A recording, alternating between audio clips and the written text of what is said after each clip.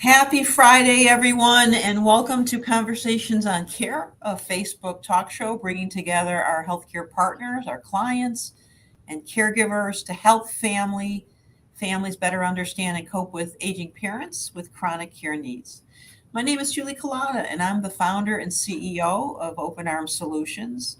Open Arms is a home care agency serving the Chicagoland area, focusing on inspired home care solutions for seniors with chronic conditions such as dementia, Parkinson's, and other movement disorders. It is our mission to help families through this journey and to know that their loved one is living their very best life possible.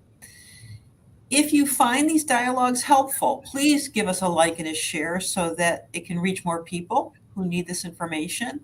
If you have a question or a topic you'd like to learn more about, love to hear about them, and please write them in the comments below. With me today is Brian Gordon, and Brian is the president of MAGA Long-Term Care Planning. And I'm going to read your bio, if that's okay with you, Brian. Sure. Brian has over 3 decades of experience in long-term care insurance, joining his father, Murray Gordon, at MAGA in 1990. In addition to his personal long-term care planning and consulting, he has conducted informational seminars for seniors and retiree groups, banks, and corporations. Brian has also conducted CE courses for financial professionals, CPAs, attorneys, and insurance organizations. Brian specializes in both standalone, traditional, and hybrid asset-based life and annuities with long-term care insurance writers, and has collaborated with carriers regarding product development and marketing. If it's okay with you, I'm not going to read everything else, but I think that's a good introduction to you. That's perfectly fine. Welcome to you, and thank you so much for joining us on this program. Thanks for having me. I appreciate it. You bet. So tell everyone here, I know a little bit, but how'd you get involved in selling long-term care insurance? So I somewhat grew up in the business. I remember when I was a young kid, my dad was doing work in the living room and in the family room of our house, and doing mailings and going out to different communities and different states to work with people with regards to long-term care. I never thought I would want to do something like this. I always felt my dad traveled a lot, and the business obviously has changed dramatically over the last 2 years, but over the last 10, 15 years, it has not required us to travel like we used to. And I always liked what he did. I felt like he was helping people in a very, very tough time of their life. It provided people income. I saw what it did for my great grandmother. She had a very modest policy early on when my dad started in the business, and I saw how it helped her. And then I did a little bit of work with him over the summers, and went on some calls with him, and didn't think this is what I wanted to do. I wanted to go in the real estate business. Graduated college in 1990, did an internship at a real estate company for a couple summers in a row. And in April of 1990, that company went out of business, and what I thought I was going to do did not actually happen. So I went with Dad on some calls. I helped him in the office before I was getting ready to go do a little traveling after college. And what I really liked is no day was ever the same. And I liked the people that he was dealing with. We worked a lot with farmers, teachers, professionals, corporations. And I just liked it. I just thought it was kind of cool to be able to meet a lot of different people and never have the same conversation twice usually. That sounds great. Well, I know a lot of us, me included, didn't end up in their career where they expected to go.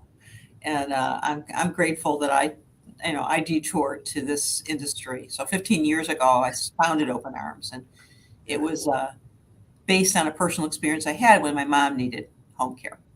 And I mentioned this to you right before we came on. I'm such a fan of long-term care insurance. I mean, my mom was ahead of her time.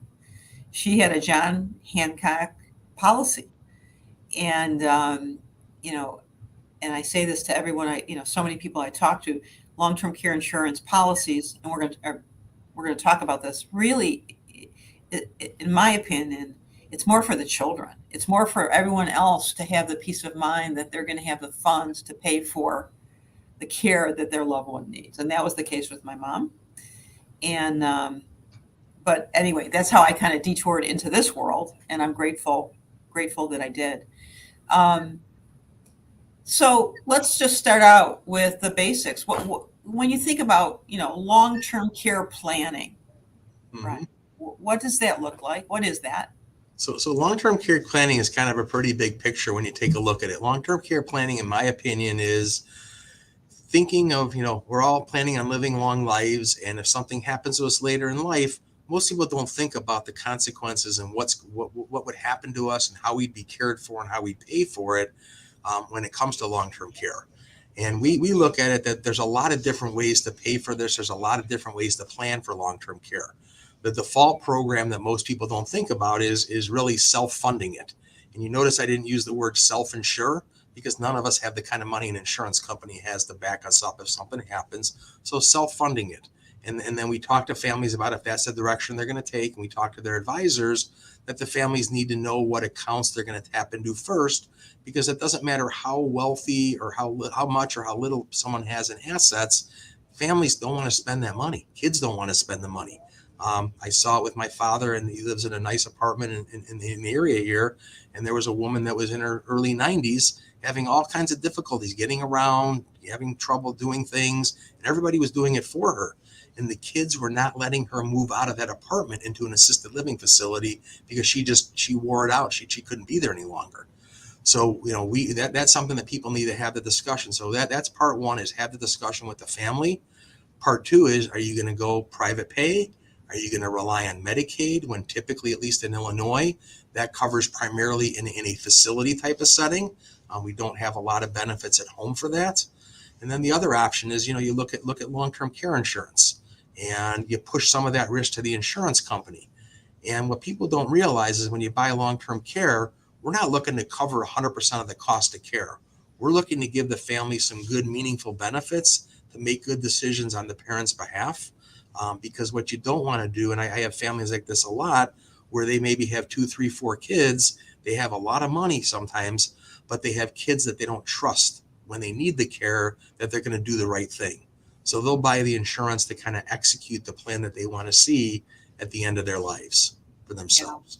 So Yeah. that's long-term care planning. And anybody who is a financial advisor, anybody who is a CPA, anybody who's a center of influence should be having these discussions with their clients, because it is a big problem. You get to that finish line, and all of a sudden you're spending, $75,000 to $200,000 a year on your care.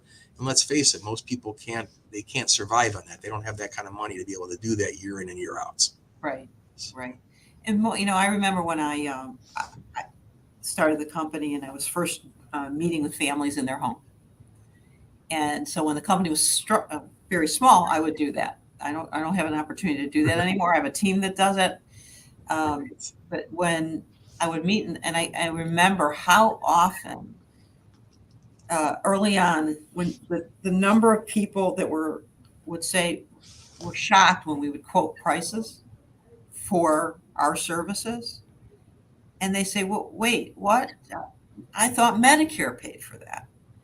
And so that is a very common, even today, impression that Medicare will cover the cost of caregivers coming into the home to help with support people's activities of daily living, bathing, dressing, toileting, eating, all those things. And Medicare does not cover that. That's an out-of-pocket private pay expense, as you said, unless you know, families don't have the assets at all, and the only option is Medicaid. And as you said, that has a much smaller subset of support for people. So not necessarily a great option. So people don't know. Right. We definitely don't learn this in school. They don't teach us about this stuff in school. And most people do. They find out when it's too late that Medicare and their supplements and health insurance, they're not designed for that long-term care. They're designed for that short-term recovery, get us back on our feet again, and then we're done with you, basically. That's what we see with Medicare. Yeah, I think that's exactly right. So I know, like you, because you do a lot of speaking to groups. I really enjoy the education part of what we do, and really with the goal to educate as many people as possible so that they don't have that same. So I actually have a talk called "I Thought Medicare Paid for That," Right. and it's just the more people that can understand that and talk with people like yourselves and really understand their options, it's really, really, really important. Right. Well, Definitely is. It's something that people need to spend the time with, and everyone spends more time planning their vacations and things like that. They got to pay attention more to their finances and how they want to be taken care of later in their life. Because I know at my age, I'm seeing it with my friends, what they're going through with their parents. And again, when I started in this business at 23, 20, whatever, however old I was, 22, 23 years old, I would tell people what I did, my friends of mine, and they'd be like, "What do you do? I don't get that. I don't know what you do." And now I'm everybody's best friend, just probably like you are as well. So, yeah, when people need it, yeah, and again, the great majority of people that I talk to still don't know what long-term care insurance is. They think potentially, as we just said, Medicare is going to pay for it, or standard insurance policies are going to pay for this kind of service, which we both know is absolutely not the case. So, can we talk a little bit more about long-term care insurance? What mhm. is it? So long-term care insurance are their policies that are designed to help people pay the cost of their home health care, their assisted living costs, as well as if they had to be in that full-blown skilled type of nursing facility. And the idea behind it is that in order to activate the benefits, I think people a lot of times should understand how the benefits are paid. It can't be like one day you wake up and I can't do my housekeeping. I can't do this. It's something where they're looking at for more chronic type of problems. Typically, in order to activate the benefits, somebody has to be severely cognitively impaired, or they need to have help with 2 of their 6 activities of daily living that you kind of alluded to earlier. And the key with any long-term care policy today is that the expectation of that problem is going to last 90 days or longer. The more short-term items, things that we have problems with, that's typically what our health insurance and our Medicare and Medicare supplements will take care of. The policies allow you to bring in a qualified licensed home health care agency to come in and take care of their family members. The policies also can address what we call, what you know as well, geriatric care management services. And people don't understand the value of what geriatric care managers bring to the table for their families. I refer to them as our quarterbacks to kind of get us through the problems. And I work with people all around the country, and I recommend that they work with those folks, especially when they're not near their parents. Have someone on the feet on the ground where mom and dad live, or grandma Right, and grandpa live, and communicate with you. right, Um, I work with people who are planners. If people wing it and they just kind of, do things as they come about and they are more reactive to things, they're not going to look at long-term care planning for themselves. It's going to be just, they're going to react to the problem when it happens. And when people buy the insurance, there's 2 types of policies that are really out there. There's really 3 types of plans hmm that are out there. You can do a short-term policy, which covers for about a year for somebody. And then you can go to what's called a traditional long-term care policy, which is something that they've been around for over 40 years now, probably 45, 48 years. We've had traditional, where it's just like our home and our auto insurance. If we don't use it, that means nothing bad happened to us at the end of the life, and we should be really happy about that. The third component are the hybrid. They are life insurance with long-term care riders, or annuity with long-term care riders on them as well. And that's become very popular because a lot of people like the idea of having a fixed premium and not having to worry about getting rate increases down the road as well. And what I tell people is you don't know what you don't know. And people come to me and ask for specific quotes, and I will always show them traditional and the hybrid plans, because they, a lot of times they like the education behind it. Like you said, we try to educate our clients. I always laugh that most of my clients are smarter than most of the agents that sell long-term care out there, because they take the time to learn the product. sure. And so there's different parts of a long-term care insurance policy, right? Yes. And I think maybe it would be helpful to break those apart a little bit, right? There's things like things to consider when you're purchasing it. Yes, there's those different Right. kinds of policies, but can we talk about things like elimination periods and inflation protection, all those important Yeah, things? no, those are I'll talk about the moving parts of the plan basically. Great. And when people look at long-term care insurance, they've got some choices to make when they look at the plans. Some of the policies you have different lengths of coverage that you could purchase for yourself. You could buy anywhere from a 2-year benefit period to a 6 or 8-year benefit period, and we even have some companies that allow you to buy up to unlimited coverage, which means it covers you for as long as you have your problem. You also want to choose a monthly benefit. What we see out there, you can buy benefits anywhere from about $2,000 a month all the way up to like $9,000 or $10,000 a month for yourself, and some go even beyond that. And when it comes to picking a monthly benefit for someone, just because the cost of care in your area might be $10 or $12 or $14,000 a year, or a month, I should say. I wish it was a year, but a month. If that was the case, people want to take a bite out of it. I look at like an apple. You want to take a little piece of that off so that we can make good decisions. But people always have their own money to tap into as well, that they can also self-fund some of this problem for themselves.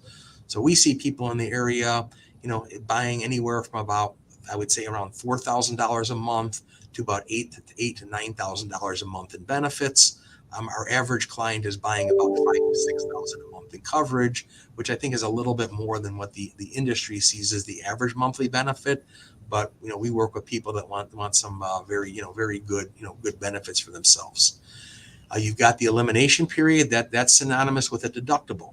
Long-term care goes by days. Most people have a 90 or a 100-day elimination period. Some people can go all the way up to a 6-month elimination period or even a year. I don't suggest that. I suggest looking at something around 90 days. It's more manageable for people. And then you can purchase inflation protection. At certain ages, inflation protection is very important. People can buy anywhere from 3% to 5% compounding inflation. And I would say my first 15 to 18 years in this industry, we pretty much wrote everybody with a 5% compounding inflation factor on their plans.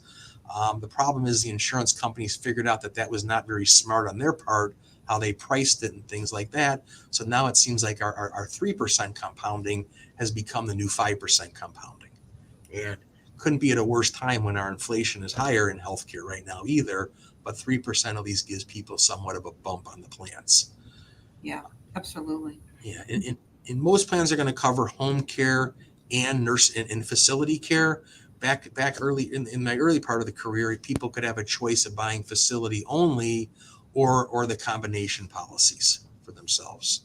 And they're all portable. If people move out of the state that they're in, they can take these policies with them as well. Oh, I didn't know that. That's actually new information for me. So that's Right. really good to know. Well, I was looking, especially living in Illinois, we get a lot of people that end up leaving here and go warm eventually in their lives. Sure. So it's really important to be able to do that as well. Sure. All right. So the elimination period always comes up. So when and boy, I'm so happy when we just actually have a new client who has one of those older policies that had a 5% inflation rider, and oh my gosh, they're in great shape as far as covering the costs. It's really amazing. So how do policies get triggered? So the triggers in the policy, there's 2 ways to trigger the benefits. The first way is due to that severe cognitive impairment where someone could be a danger to themselves or others. And as you know, usually with that cognitive impairment, a lot of other problems happen, whether it's the physical or other sides of things too. That's the first way to trigger the benefits. The second way is needing help with 2 of your 6 activities of daily living. Mm-hmm. And for those who aren't familiar with what those are, you have bathing, feeding, dressing, toileting, and maintaining continence. I kind of fumble over my feet on that, but those are the benefit triggers on there. And whenever I talk to anybody up front, everyone's like, "Oh, that's great. I can do all of those now." And I said, "Well, that's good, because if you couldn't do it now, I couldn't even get you the insurance. It would be a difficult thing to do." And that's typically how they would do it. their doctor would be the one that would initiate that claim as well. So there's a primary care physician typically Yes. that Yes. does that? Yes, the primary care physician, and I have one client right now where we are actually using an orthopedic doctor because she took a pretty bad fall, and so the orthopedic doctor is the one that's going to be the primary doc in this case for her. But Gotcha. whoever's managing the care at the moment, yes. And so just to talk about that a little bit more, so people understand, because that's so if it's often at a point where families realize they need some help, and they go out and they look up their policy to find out what their policy is from these different companies, and how do they make sure they can get their benefits. And that's the term you and I are using is triggered. It's an industry term, Mm-hmm. But can people, if how far in advance can people get the insurance triggered? So we talk to our clients about that. So we talk to people that if they start to see their health failing, they start to have some problems getting around, they're starting to fall, and they think, they're talking to their family, they think they might need some help. We want them to call us up immediately. We want to know right away when someone's having problems. Like I have clients that'll call me before they go to the hospital, just in case things don't work out well from their surgery. They want us to be on notice to say, hey, if something does happen and goes south on us, we want you to help my family take care of the claim. So we talk to people, we try to get ahead of that as quick as possible. Because the other part of it is when we talk to the kids or grandchildren, sometimes we go over those benefit triggers I just mentioned to you. Mm-hmm. And every client that I talk to, they're always like, oh no, they need help with at least 3 of those right now. Or they'll be like, oh no, they're not that bad yet, but they're getting closer to that. So the family monitors that as well and keeps an eye on it. So we try to give them good direction. We'll never tell anyone not to file a claim, but we will always direct them and to make sure they're doing the right thing. That's great. That's really important. So, Brian, we have a viewer question. When do you suggest starting to look at getting coverage for long-term care insurance? So a good smart aleck answer is, a week or 2 before you need to use it is my smart aleck answer, but none of us ever know that. So when you look at the right age, it's really not so much in my space. I don't look so much at the age where I look at where they are financially in life. We get people that are in their mid to late 30s that have had experience dealing with their parents, and financially they're in a really good place. So they'll buy it in their late 30s, 40s, and that's not the typical client. But you want to make sure that you have your life in order when you buy long-term care. You want to make sure you have limited debt. You want to make sure your credit cards are paid off, any student loans. You want to make sure that you've got everything else in order before you start looking at the long-term care.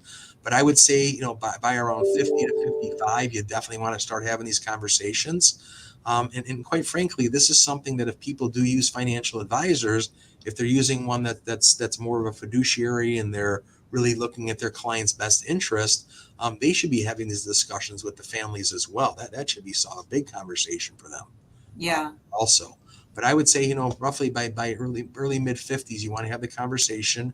I will say during COVID, I've had more people apply over age 70 than I did in the previous 4 to 5 years beforehand combined. Interesting. As people are seeing what's going on and things like that. Sure, of course.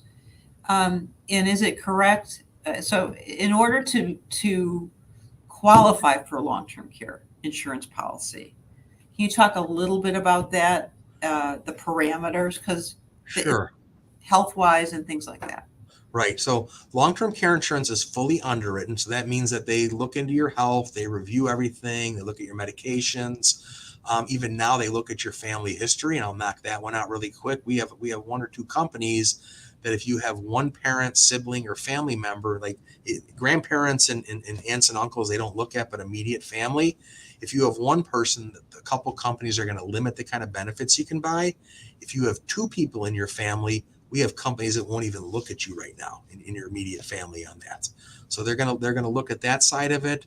And then you're talking specifically about the cognitive impairment side of things, right? If let's say I wanted to buy a policy for myself today, one of the questions that the insurance companies ask us is, do you have any, parent, sibling, whoever who has a cognitive impairment? And it goes even farther than that, because we have people that their parents might not have been diagnosed as having one, but they go and talk to their doctors about it and say, hey, my mom's really starting to fail, or my dad's starting to have some problems. And they will hold that against you as well when you buy the insurance, when they see the notes from the kids about their parents.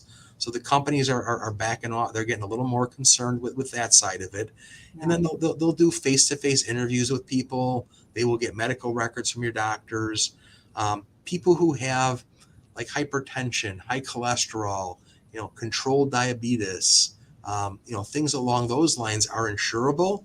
But what I tell everybody, the most important thing that you do when you're looking at long-term care is you need to share your health information up front.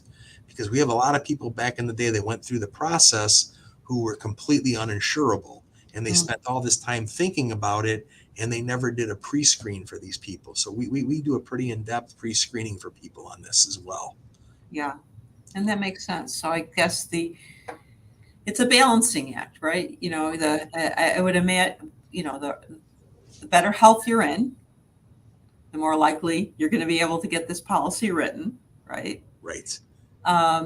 And it's like, when is the right time? And I appreciate that, because that comes up a lot. And I think, your guidelines make a whole lot of sense. Hopefully you're a very healthy, 55-year-old, 60-year-old, whatever. But if you're a healthy person, does the premium go up, Brian, as you get older? Great question. That's a real good question. So with some of the standalone, what we call traditional type of policies, you do need to budget for rate increases. Any of the hybrid plans, the life and long-term care policies, those will all have, at least the ones that we work with, are going to be all guaranteed, whether they pay for it over 10 years or they pay it over their lifetime. Those premiums will be guaranteed on those particular policies. But yeah, they need to think about the rate increases. Our goal for a lot of our clients today, and I wish I was a little more, I've had people tell me I wish I was a little more pushy back when I started working with them, but I had a lot of people that I showed 10 pays to, and they couldn't fathom the idea of paying 2.5 to 3 times premium more to get it paid up in 10 years. Describe what 10 pay means. 10 pay means that you have a specific premium you're going to pay over the next 10 years. And then when you're on the 10th payment you make, you no longer are required to make any more premium payments on the policy. Right. I did a plan like that for myself and my wife. I had to budget for rate increases during those 10 years of paying the premiums. We ended up with one increase over 10 years. And then on year 11, when we got it paid up, they had about a 54% rate increase on our policies. So I felt like a genius at that point when it was paid up and didn't have to worry about more premiums. But my goal is to get that premium off the table for our clients when they're in the retirement years. People can pay the premiums over 10 years, 15, 20 years. They can do single premiums on the hybrid plans. So they're very flexible today on how to get it taken care of.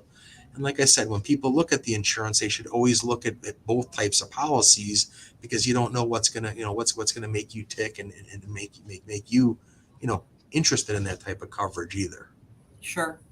And and we're almost out of time here, but just so people understand the difference, the standard, the traditional kind of, just explain a little bit more about what a traditional policy is and what a hybrid is in terms of what the premiums are and timeline to pay. So a standalone policy is typically going to be less expensive for somebody, because all it's doing is it's a single purpose plan.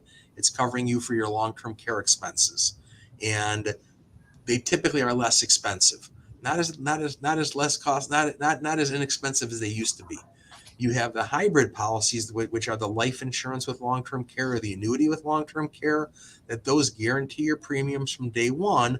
But if you're going to pay, let's say, for example, $1,000, let's say $3,000 a year for a 10 pay with a standalone plan, which would be pretty cheap, you would probably be paying like $9,000 a year for a 10 pay hybrid policy.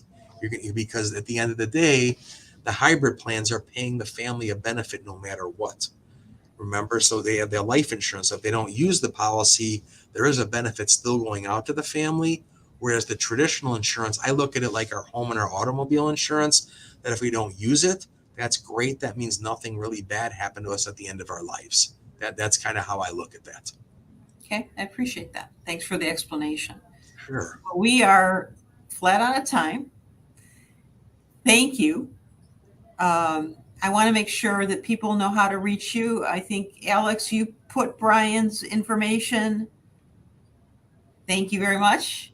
So you all can see how to contact Brian if you or someone you know are really ready to have that conversation about this important insurance. I would highly recommend to give Brian a call. Thank you so much for being on our program. Really appreciate it. Thanks, Julie. Thanks for having me. Bye bye now. Bye.